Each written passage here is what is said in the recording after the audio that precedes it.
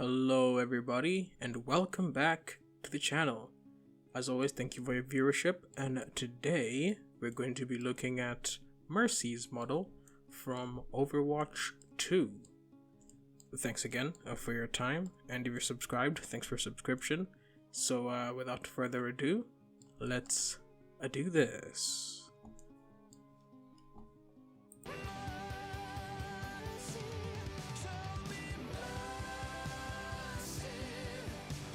Okay, so first things first, the polygon count is 71,000, which I find very interesting because all of the Marvel Rivals models we've looked at have had a ridiculous amount of polygons on them, and they were stylized to look like cartoons. This one looks more realistic and has literally like half. If we're going to take it a step further, if we are to select everything, go into edit mode, and then untriangulate it, because as we know, game engines automatically triangulate stuff. If we untriangulate it, this thing was 30,000 faces coming out of the 3D software. That's nuts. That is nuts. That kind of tells... Nope, we're not doing that. That kind of tells me that the Marvel Rivals models are kind of... I don't know, man. If those are the gameplay models, like the final LODs, then yeah, the Marvel Rivals models are optimized like freaking herpes. But enough yap. Let's begin dissecting. So, as always, top down, inside out. This model's materials seem to be it seems to automatically come split by materials. So we're gonna start off with, well, actually I want to look at the entire topology altogether, just for like the general result of it. And as always, higher polygon density on the face than on the body, and a lot of triangulation. But one thing you can check here is, unlike the previous model, there's like a consistency to the polygon density. The legs are the same consistency of polygons as the little skirt things all the way over to the top.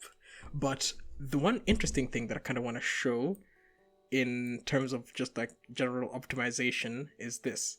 See, I think what good optimization is if you can take as much detail from the original base sculpt, or if there is base sculpt, because you can either just go straight polygon modeling, or you can sculpt a higher res one and then get the details from that one, which I think is what they did.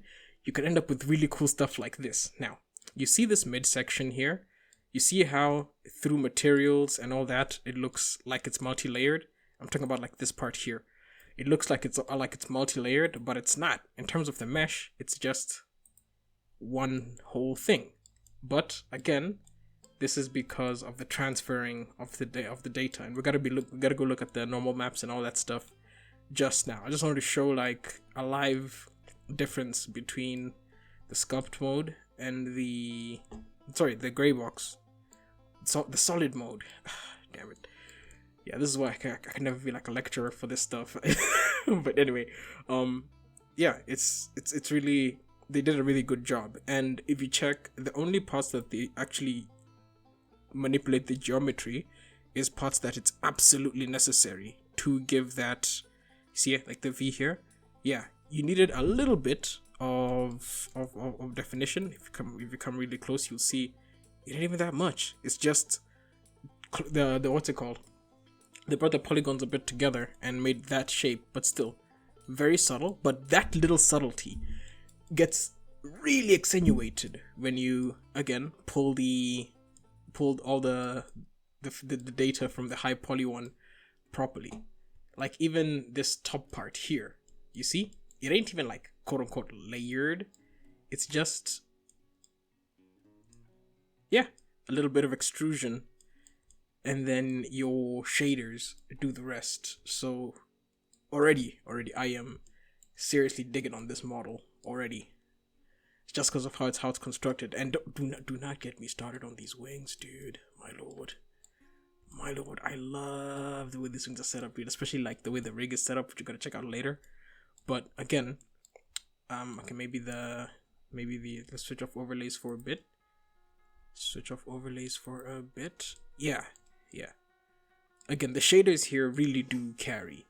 Unlike the Marvel rival models that just throw polygons at it. It's gotta look good. No, this is what I call well optimized. But anyway. So now we can head. Now that I've finished doing the whole general gestalt thing, we can now do the top down, inside out thing. So, like I said, this model seems to be divided by material already. We have, wait, this little thingy on the head. Oh no, I thought it was like a separate thing. It's got that thing there. Okay, yeah, it's been separated by material already. So, I'm gonna click the face and head, eyebrows. Nah. Let's just go ahead first. Hide everything else. Okay. Let's go into the UV space. Wait. Oh, I thought it was gonna have its own, like... Oh, okay, let's see, what is here? Here is the body. Yeah, it's all of this. Yeah, this is what that is. Okay, so I'll actually have to do that.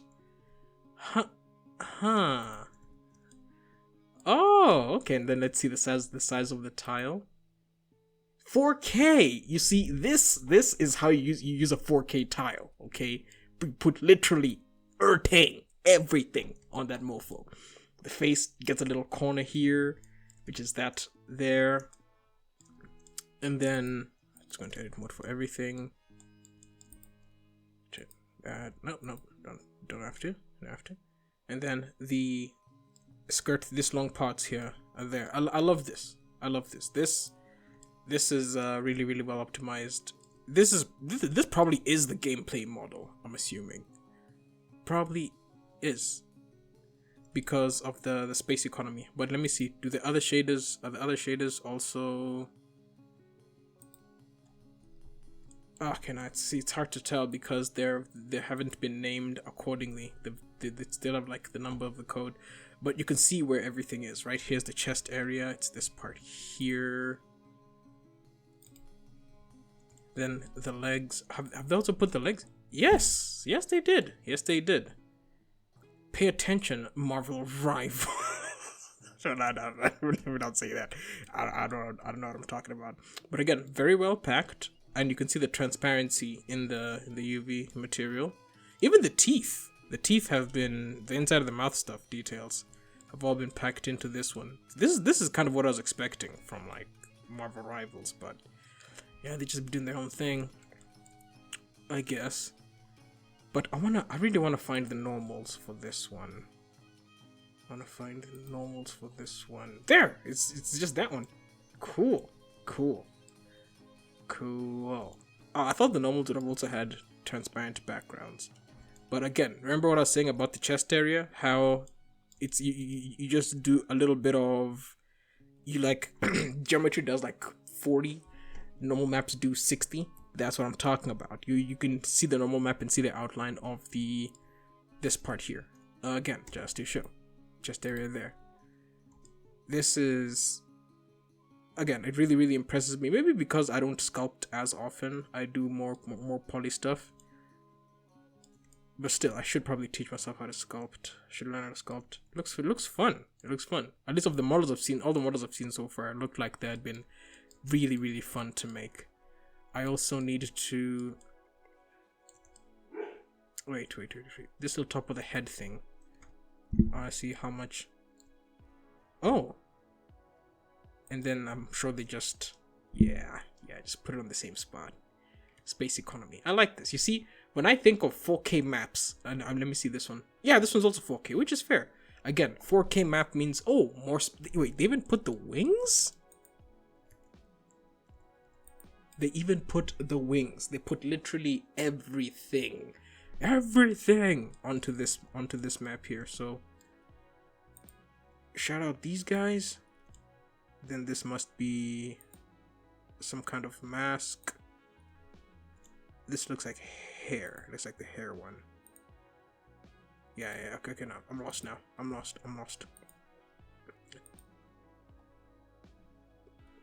This one looks like, which one's this now? red, this reddish, could it be also some kind of packed ORM map? Okay, I'm gonna ask the comment section again. What is this weird red and dark reddish looking map? Because it's not normal. It could be. My speculation is that it's some kind of packed map. Oh, you can just hover over and it's gotta show you the preview. Okay, okay. Yeah, that's what I'm gonna assume. It's some kind of packed map where you have like the specular and the roughness and the, yeah, kind of like an ORM map. Okay, since that's like the bulk of the, that was actually the bulk of the model here that we've checked out. I'd like to just quickly show this the light part. Actually, I want to see the light part of the wings. Oh, they have their own map. Let's find it. Let's probably look for something glowy. Well, that's one blade. I expect the black part to be transparency. Wait, and then if I go to edit mode, yes, there we go. It is just one blade that they then use transparency on. Okay. Let's just quickly go into shader mode so you can see what I mean. You see? The blackish part, like I said, it's probably just transparent. And so that means that it ends there. Wait. These wings, what else are they attached to? Oh, no, the wings are just by themselves. Okay. Again, I just gotta say it one more time. I'm super impressed by this model. The economy, the level of detail they were able to draw out, and it still looks amazing. Even though I don't play Overwatch. As for the eyebrows, they just did the standard again. They put them onto their own separate object, painted it, and then probably just like Shift D copied it from the surface there. That's usually what I do when I add my hair particles, hair effects. What's wrong with me today? Maybe I should have recorded some other time. I don't know. But still, when I add the hair particles to my models, that's how I do it. But instead of drawing it on, I just use hair particles. Now that we've checked that out, let's see what they did with the hair. Just in terms of, oh man, I don't like these like unnamed ones. Oh, we found it immediately. Good stuff. We are blazing through this one. I don't think this one's gonna take like an hour, because we're not gonna be doing any animations for the rig. We're just gonna like move it around and see. But again, so far I am thoroughly impressed. Okay, I'm not perplexed by anything. I see why they did what they did. Oh yeah, I kind of want to see how the inside of, so again, the inside of the mouth and eyes take like a semi-realistic look to them. Slightly more stylized than just down the middle, but oh yeah, I forgot, that one's parented to the body. Again, I really like it. Simply because doing less with, we see this model doesn't have the individually made teeth,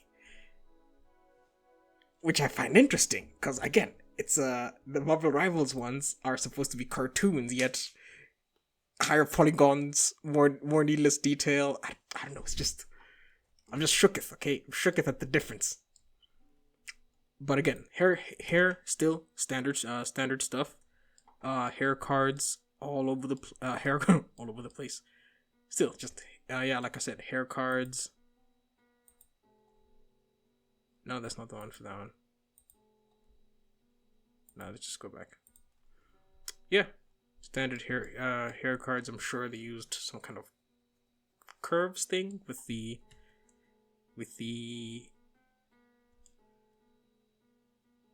sculpting.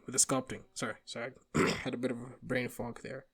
But the main thing that really impresses me is the hard surface. It's not fake hard surface modeling. It's the way it. No, wrong part.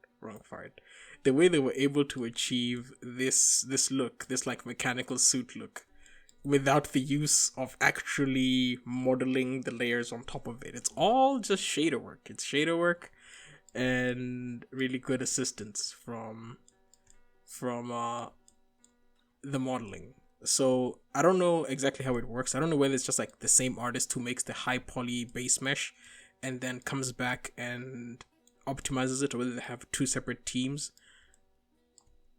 But whoever was in charge of that part of the modeling, the transferring of the data, hoo-wee.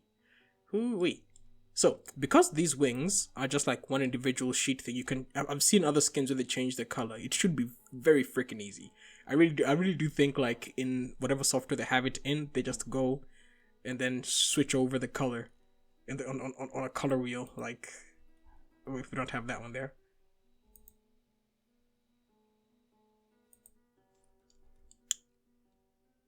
So as I was saying, the effect of the layers. But another super clever thing that they did is, you see, again, you zoom in really close on this model, you see these little details like the grooves there. Yeah, those ones, things like that, and then also things like these scratches and stuff like that. These scratches and those little grooves are not present. And also things like you see the skin, it's not like fully smooth. It's kind of got like pores on it. Very, very clear visible pores. Those, yeah. How they did that is, again, very, very clever, very admirable. And to get to get to that, we gotta go to the shading tab, a tab that don't open so much. So I'm guessing this was arranged by the person who had downloaded this model from. So link always in the description. But if you look here at the body, you see, oh wow, this big tangled mess of things.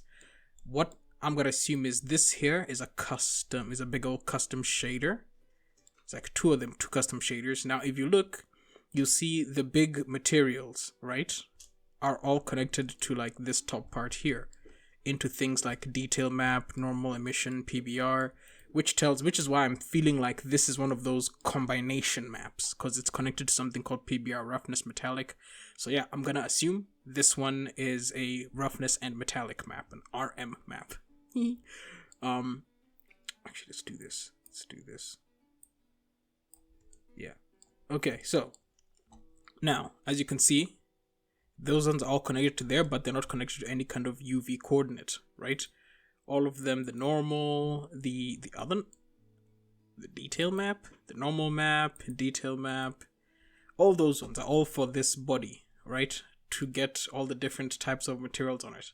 But then below it here, all connected to this UV coordinate mapper, are now the little details, like the scratches, the little skin bumps, those bumps on the clothes, and I'm sure they've been mapped onto specific places to just instance themselves over and over in those areas, which is really cool. Really cool. Yeah, see, again, like that. Super cool. I find that very fascinating how they did that. And then it connects into again, another custom shader there. So all in all, let's see, is there anything I've missed? Oh, before I go, I want to take a good look at the legs model. I mean, mostly because it's been covered up by this thing, so we're just gonna take that out the way. Yay. I know it can't, yeah, just wanna, again, I apologize if you guys hear my cat. She's just being a little needy.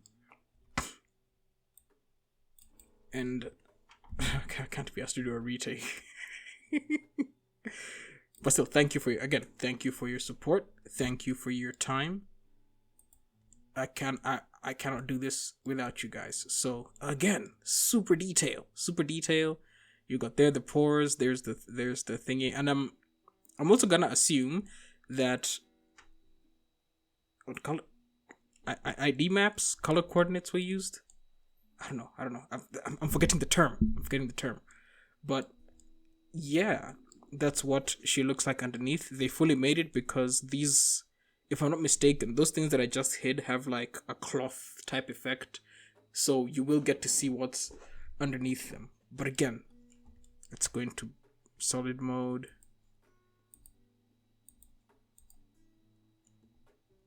I just wanna, yeah, go in solid mode. You see?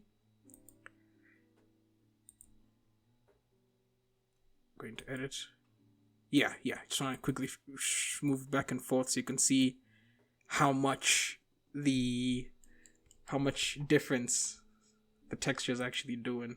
It's huge. It's like I said, the textures are carrying, and they do it with very limited polygon. Not limited. They're able to optimize their stuff very well. This is cool stuff. I like this model. So I think that's all I gotta say for this one here. As always, thank you for watching. If you're subscribed, thank you for subscribing. Consider supporting me on Patreon, where I have exclusive content, and you can get early access to this up to 5 days earlier, maybe even a week, depending.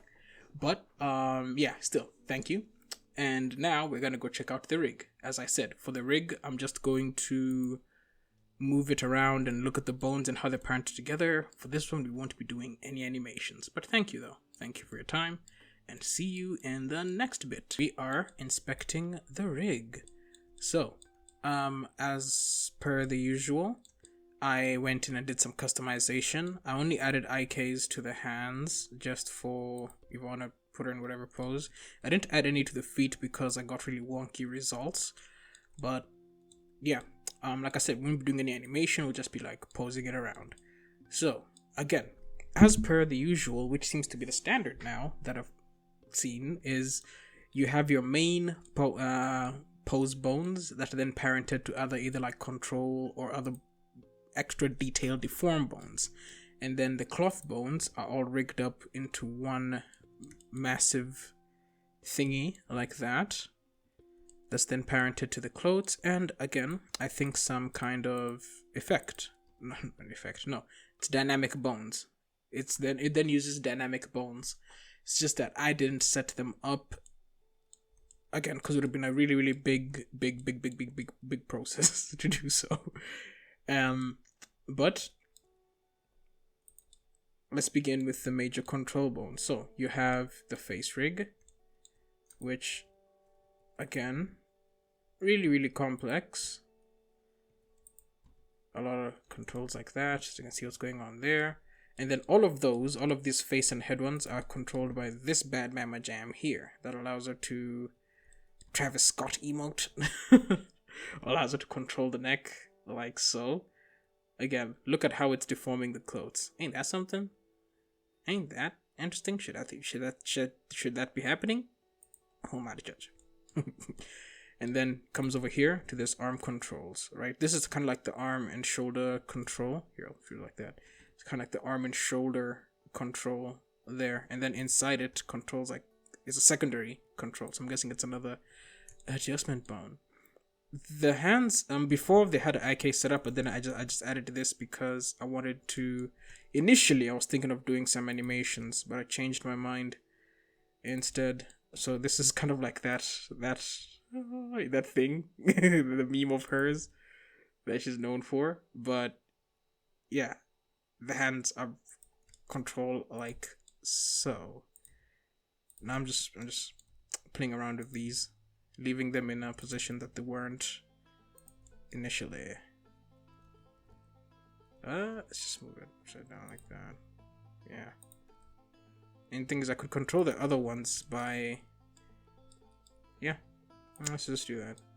So you can do some very cool positions just by manipulating very few bones. See? Put the hands there. When you move the body, it becomes like a A, and then this becomes like a go. No. See? Like no.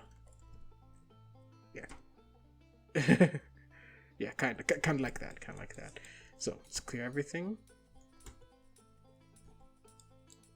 And then you have this chest bone here. Now what's interesting is this one is divided into two bones. You have this upper part here that controls that, and then you have this inner part here that controls just the bosom, just the chest area.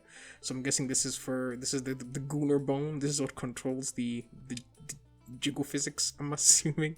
And then this controls the rest of the chest. Okay, interesting stuff. And then we have another one here. Same deal. Outside controls like the wibble wobbles. Then this one controls the motor or the mechanics of actually moving it. So you can move it along with how it wobbles. Yeah. Same deal with now. This is the first rig that actually has that I've done that has this control. Had I added leg IKs properly to this, when I did this, she was gonna like shake her hips. But I like that general hip control. Been able to do some really cool stuff with that. And then again, the hip control is divided into two parts. This is now the upper body. Sorry, this is the upper torso control now. Like everything in the upper torso, as you can see. It's like that there. And then we have the weeble wobbles for the belly, which is divided into two parts. And then you have the weeble wobbles for the hips. So you really can make them hips not lie, if you so chose. And then this one is the major leg control. You see, it controls the rest of the leg.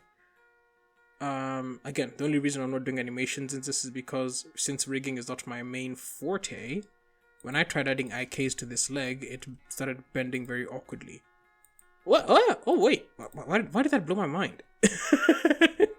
But I'm guessing this is to adjust it with the leg if you want to get a better bend. Or bend that doesn't clip into itself. I'm gonna assume so. And then this is probably another adjust. Yeah. Break a leg like Anderson Silva. And of course, this is the ankle control, which is then mirrored. Huh? It didn't mirror. Whatever. Yeah, then we got the ankle control over here. Now, when it comes to moving this model, in order to fly around, it has these two controls. You have this root one here. Well, I have to, if I'm gonna move it, I'm gonna have to, without the IKs though, it would have moved the whole rig. But yeah, this is the one you use to make her fly around from the hip, from the central part, from the center mass, and then this one is to make a control to now fly from the bottom. This makes a huge difference. Okay, from the part of, if you're going to make them fly, it makes a huge difference which rig you control, because that's going to be the center of it. So to show this, I'm just going to quickly go and switch off the IKs. So you see, if I grab here and rotate, she rotates like from the center. Woo, kind of like a real, what you'd expect of somebody flying from like the center mass. But then if I select this one and rotate, see, she's going from the bottom. You see. So if you try to do different fly animations, if you try to do, when you animate it, it's going to animate differently because you're literally animating from two different center masses. So depending on what you're doing, I'm guessing this one is for like when you're just from the ground going up, and then this one is for like navigating in midair, is how I do this. And I really want to pay attention to this because I do plan on creating IPs that have characters that fly. So I am definitely paying attention to that. I just had to switch off the IKs quickly for that. So with that main part done, let's quickly go look at the wings. So the wings, the main control of it is here, right? And I'm gonna assume that in the original rig they have a lot of copy rotations for the wings, because the way they're set up is the blade is rigged, the blade part is rigged, and then you have the rig for the metal part that's then parented to the rig of the bladey part. This part, and then these are, I'm guessing these are there for like a flap effect if need be. But again, as I keep saying, there's definitely some kind of major control bone, which is the one that you'll be animating as an animator, so you won't have to go in and animate each one of these individually. But even if you so chose. So you see how you have blade bone, and then you have bone that controls the little metal part and the rest of it, like that. But like I said, there's probably a lot of copy rotation constraints going on. Some drivers to control it also.